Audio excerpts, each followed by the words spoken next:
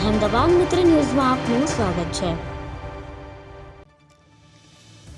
પરમ પૂજ્ય સંત શિરોમણી શ્રી જલારામ બાપાની 226મી જન્મજયંતિ નિમિત્તે મોરબી શહેરમાં ભક્તિ અને આનંદનો અવિસ્મરણીય ઉત્સવ જોવા મળ્યો।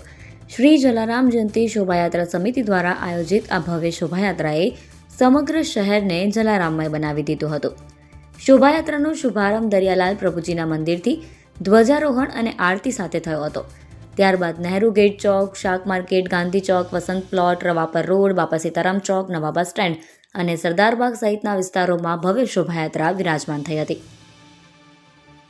શહેરના દરેક ખૂણેથી બાપાના ભક્તો ભક્તિભાવથી ઉમટી પડ્યા હતા। શોભાયાત્રા દરમિયાન પૂજ્ય જલારામ બાપાના સુંદર રથ સાથે નાસિક ઢોલ, ડીજે, વિવિધ ધાર્મિક ફ્લોટ્સ, આતશબાજી અને લાઈવ પ્રસાદ વિતરણ જેવા અનેક આકર્ષણો ઉમેરાયા હતા। બાળકો દ્વારા રામ દરબાર, શિવ દરબાર, પૂજ્ય જલારામ બાપા તથા વીરબાઈ માતાના વેશભૂષા ધારણ કરી ભક્તિભાવનો અદ્ભુત સંદેશ આપ્યો હતો।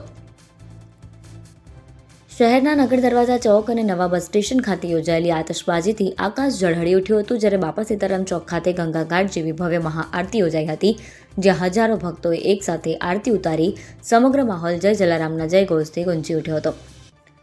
સરદારબાગ ખાતે વૃદ્ધાશ્રમના વડીલો દ્વારા કરવામાં આવેલી આરતીએ સૌના હૃદયને સ્પર્શી લીધા હતા। તે સાથે જ શોભાયાત્રા સમિતિ દ્વારા ઘરે ઘરેથી એકત્ર કરાયેલ રોટલાનું વિતરણ કરવામાં આવ્યું હતું, જે જલારામ બાપાના દાન અને સેવાના ઉપદેશને જીવંત કરતું પ્રતીક હતું।